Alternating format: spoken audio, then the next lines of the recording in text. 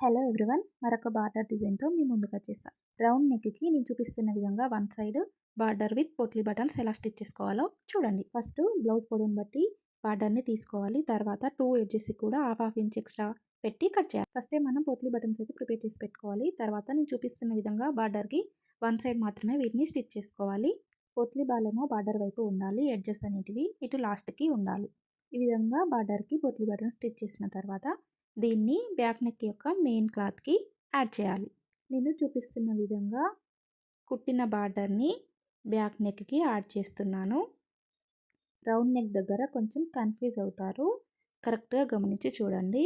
కింద నెక్ దగ్గర నేను చూపిస్తున్న విధంగా చిన్నగా మార్క్ చేసి కట్ ఇవ్వాలి.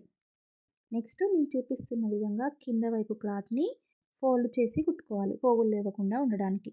పైన వైపు గల్లపట్టి వస్తుంది కాబట్టి ఫోల్డ్ చేయలేదు. ఇలా వన్ సైడ్ కుట్టిన తర్వాత ఇంకొక సైడు పోట్లీ బటన్ స్టిచ్ చేస్తాం కదా, అక్కడ పోట్లీ బాల్ ఎడ్జ్ని లోపలికి మలిచి పోట్లీ బాల్ మాత్రమే బయటికి కనబడే విధంగా కుట్టుకోవాలి. ఇది కేవలం బ్యాక్ పార్ట్ యొక్క మెయిన్ క్లాత్కి మాత్రమే కుడుతున్నాం. లైనింగ్కి ఏ విధంగా యాడ్ చేయాలో నేను నెక్స్ట్ వీడియోలో చూపిస్తాను. అంతవరకు మన ఛానల్ని ఫాలో అవుతూ ఉండండి.